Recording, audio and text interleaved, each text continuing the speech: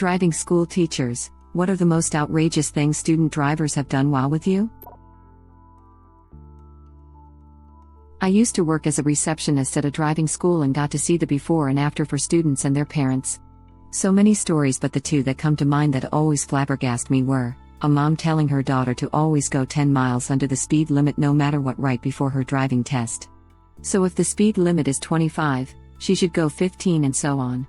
I had to explain that unless conditions required her to go slower than speed limit, weather, traffic, etc., she becomes more of a hazard if she is going under speed limit all the time. I'm all for driving safe, but there are better ways to go about it. The girl who got in an accident on her driving test that she caused, I believe she ran a red that had been red for a while and hit a car that had right of way, in front of a cop. She didn't understand why she failed and tried to argue about it and schedule an appointment for the same day to retake. I know this slower equals safer mentality too well. I grew up with my mom merging on the Autobahn while barely accelerating. My driving teacher asked me what the F I was doing and told me I should stay in third, floor and shift close to redline to be at least at the same speed as the trucks, and the speed recommendation of 130 means you should do approximately 130, not 80 to 90, because being constantly overtaken by trucks is way more dangerous. Learned the same in Denmark. You need to be up to speed by the time you leave the on-ramp. I hate people who enter the highway 10 to 20 to 30 miles per hour slower than the speed limit and slowly get up to cruising speed. It is super unsafe. I don't have a lot of road rage, but this is the one thing that makes me livid.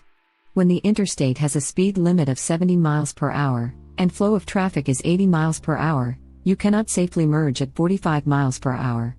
You just can't. Even if flow of traffic is going the actual speed limit, you still can't safely merge going that slow. I absolutely hate getting stuck behind people like that on the entrance ramps, because their bad driving puts me in a dangerous situation too, because now I can't get up to speed either. So if the limit is 5, she should go -5 just in case. If I come across a speed limit of 5, I'm just getting out and walking. I know a guy who used to give the final exams for people contesting suspensions of their driver's license with the DMV.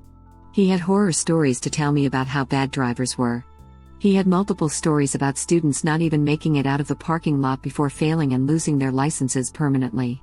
But the best was when a woman was backing out of the parking space, took quickly and hit a car behind her. He turns to the driver and tells her to park back in the space. She guns it and hits the DMV building itself. She then turns to him and asks, "Did I pass?" He said it was the shortest test of his career. "How many points did I get?" "6. And how many do I need to pass?" 600. "Huh? You need 600 to pass." "You got 6. The 6 points were for wearing her seat belt. What's this from? SpongeBob. So, did she pass? If I remember the story correctly, as I was told this story well over a decade ago, he just stared at her for a moment and asked, "What do you think?" He checked the bad news box on the form and showed her. How do people like that even get their license in the first place? You can lose them permanently. Not just add another 4 years or whatever onto the penalty. These are typically elderly people who often should have lost their driving privileges years before for things like failing eyesight, health concerns, or massive numbers of points against their licenses. In this case, it was a young woman who had been in countless accidents, and I believe she had her license suspended for reckless driving. She must have been one of those people who was so terrible at driving she likely lost her license for not only her own safety, but the safety of others. I had an instructor who was famous for never using his teacher's brake, even when he should. I was riding in the back seat when another student was merging onto the freeway for the first time. The kid is looking over his shoulder and concentrating. He's determined to make the merge, and never looked forward as he accelerated down the ramp. We drifted off the side and hit the snowbank at 50 miles per hour, snow was roaring over the hood, and we ground to a stop buried to the top of the windshield, with an orange student driver sign sticking out the top. The kid was shaking and gripping the wheel with white knuckles when the teacher says, as calmly as can be, "You ought to look forward once in a while when you go down the ramp." Original poster replies, "Damn, that instructor was committed to proving his point." I wonder if he was just ready to die. If he was a driving instructor for more than a year, yeah, he was ready to die. Could be worse, could be a guidance counselor. It really would have been nice if my HS guidance counselor didn't want to die, so he could have given me some guidance besides telling me to go to college. I asked my guidance counselor for some basic info about how to learn about which college might be suitable, pre-internet days. She looked at me blankly, as if to say such a question had never occurred to her. Nice salary, expensive, taxpayer-funded pension and lifetime benefits, and of absolutely no use to any student. My guidance counselor quit to hunt Bigfoot. And no, I'm not kidding. One well-placed mistake does more to correct an issue than hours of lecturing. So true. I learned to yield by almost hitting someone when I didn't. Not that I was disobeying the rules, I just didn't know I was supposed to yield.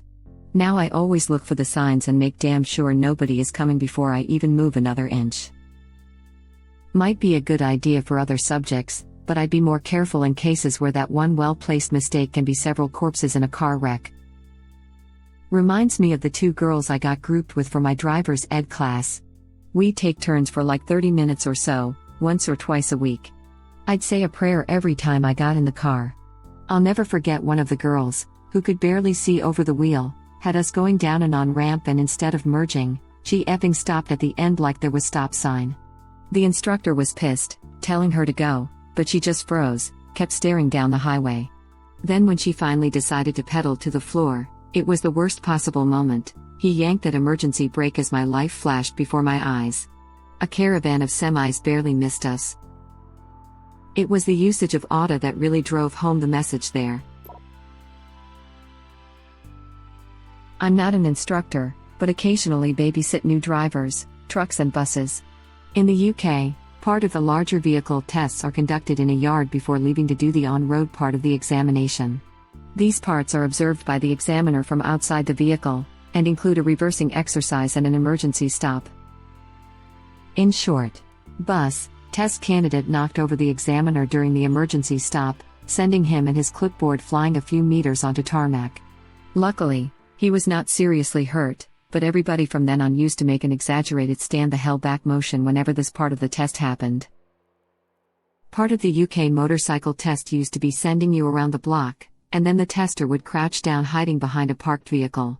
As you rode around the block, they would leap out at the last minute to simulate a surprise pedestrian to test your braking reflexes. If you scared the tester by almost hitting them, you failed. My uncle knew about this part of the test, so he rode around the block slowly and extra carefully. So slowly, when he reached the starting point, he found his tester lying on the road clutching his testicles after jumping out in front of the wrong motorcyclist, who obviously had not expected this, so they didn't brake in time, and parked their bike between the tester's legs. The tester had his testes tested instead of testing the testee. Unfortunate. You have a way with words.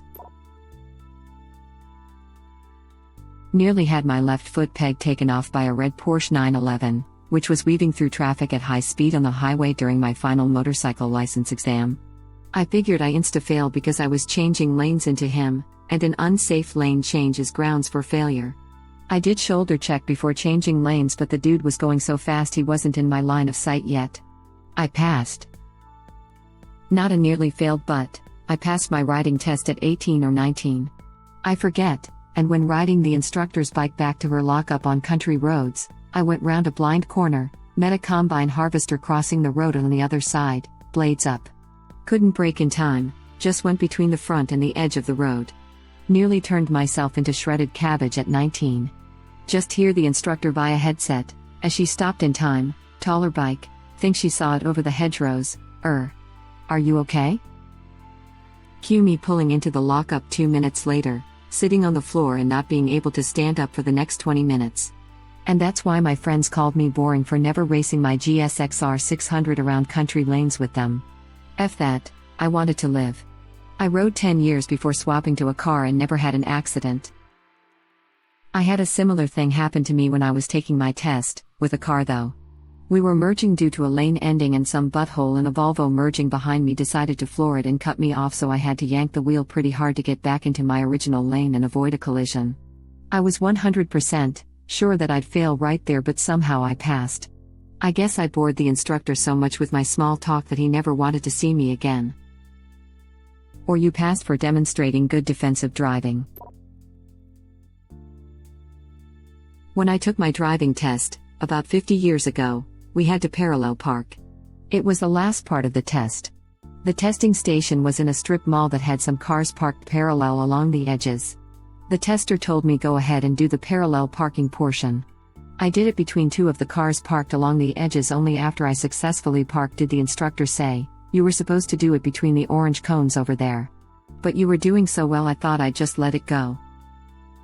Well, if it works, it works. I remember when I took my car test, UK, my instructor told me she'd had a student, in his late 40s, who passed his test despite constantly ignoring his examiner's directions. For example, when told to turn down a side street, aka indicate right, stop in traffic, wait for oncoming lane to clear, and turn, he never did. He went to the end of the road, then turned around and came back to turn down that road, etc., but he was never unsafe, and performed every maneuver safely. Did all the required stuff like emergency stop/parallel parking, etc., but basically ignored the examiner's directions of route constantly. My instructor told me way too late to make a turn. I told him should have told me sooner and just turned into a parking lot to make a U-turn. Turns out that's just what he does. Tells you to do something unsafe to determine if you'll blindly follow the passenger's directions or if you will decide whether or not it's a good idea. They try to trick you like that here, too. They'll tell you take the next right turn when you're approaching a no right turn. You turn there, it's a fail, you keep going to the next legal right turn and you get a pat on the back. I used to live in Paris as a teenager. People there drive wildly. I was taking the final exam, I was super focused on not making mistakes, when some crazy driver just purposely missed a stop sign and rushed in front of me. The examiner had to do an emergency brake, which usually is a major mistake. I thought that's it, I'm effed, and then he opened the window, flipped at the other car while yelling some rich words at him. Then calmly told me Parisian are buttholes. Continue please. And I passed. Same experience here, but during student driving practice, I was getting ready to get in a right turn lane that didn't exist for another 20 feet or so, and some lady came flying around me, or tried to, in the bike/parking lane. I didn't see her do it, but the instructor slammed on the brakes, then rolled down the window and screamed at this woman for getting over too early. I remember she just looked like a deer in headlights. She was caught. Then he was back to his normal, calm self and we drove on. This never happened to me while I was doing driver's ed, but my teacher said some people will do that, so always check your blind spots, and be aware that some people are effing idiots. Original poster replies. Teaching what really matters, how to deal with buttholes. My dad was an American serviceman who was stationed in Germany in the 90s. I studied French while there and we'd visit Paris pretty regularly. The running joke was that the only people Parisians hated more than non-Parisians were pedestrians. It was as if they were actively trying to kill you. Rome is the same except everyone has mopeds instead of cars. Crap like this happens in Los Angeles daily. Driving here is like driving in GTA but in real life. Driving in the GTA, Greater Toronto Area, is like driving in GTA, Grand Theft Auto, 2. Just last week in LA County, some lady got into a high-speed chase after fleeing the scene of an accident she caused. After 2 hours, cops were finally able to get her out of the car, but they were surprised when they also found a young child and a gun in the car as well.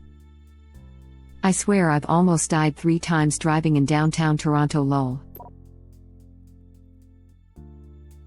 Student ran over a gray squirrel. Stopped the car, got out, and got it. Brought it back to the car and asked if she could bring it to a veterinary's office. My first behind the wheel, my instructor tried to tell me that if I were faced with a squirrel in the road and in a lot of traffic, I should run over the squirrel to avoid an accident. I told him that I hated that idea, so he told me I could instead keep good distance from the cars behind me to try to give myself time to brake for squirrels. I have a rule about squirrels in the road. Don't swerve to miss them. They are just as likely to dart the other direction and get run over anyway. I haven't hit a squirrel in over 20 years that way. Kind of like in NASCAR, if there's a crash in front of you, Aim for it and it will have moved out of your way by the time you get there. Also, you can't turn right. That's my thinking on it. I was driving home after work, a night shift. So it was dawn, just barely light. Approach a pedestrian crossing and there's a fox waking across, about to cross into my lane. So I stop and wait for them to cross. Except they get the island in the middle of the lanes, and then just stared at me. I didn't move, as I didn't want to scare them. After about 15 seconds, they suddenly ran back across the lane they had just crossed, right under a car, both front and rear wheels went over them. And then they got up and ran off. Though I presumed to die somewhere after that. Well, if it makes you feel better, I once saw a mouse use a crosswalk during a red light. I was the only car there and he got across safe and sound. My classroom instructor harped about that for like 10 minutes. F the squirrel. You're driving a death machine. Just kill the effing squirrel and save the lives of you and the people around you. Then I looked down at the lone textbook and someone had written Pete really effing hates squirrels in the margin, LOL. Good lesson though. I've never killed a squirrel, but I've never killed a human by swerving either. When my class was reading Ponce, which I got from the library, next to the sentence the beak of the parrot, which it wipes, even though it is clean. Someone had written the name of my professor. I looked over at him and sure enough, he was rubbing his nose. It was hilarious, it felt like a joke across time shared only with a stranger. Kind of a neat experience. Exactly. I love that, and also the synergy of seeing it in the book right when the teacher models the behavior, haha. But really, I loved little textbook notes or messages written on desks when I was in school. You described it well. It's like connecting with a stranger across time. Especially pre-internet, that was great. I swear I'm not making this up. My driver's ed teacher would take us down country roads on purpose, and not just because there was less traffic. She thought that the only way you could learn to protect a human life was by deliberately taking the life of an animal. If she saw an animal in the road, she'd say, "Pretend there's a human in your lane." And she'd grab the wheel and swerve to hit the animal, if necessary. This was horrifying, and when other students heard which instructor you'd gotten, they'd ask which animal she made you kill. Mine was an opossum. My best friend had to kill a squirrel. It was the first and only time I've hit and killed an animal while driving, and I've been on the road for 20 years. Thank you for watching. Please subscribe to be the first to know about Red Rabbit Reader's new videos. If you like our videos, please like them on YouTube and share them with your friends. We welcome your comments below. Press to start another of our videos.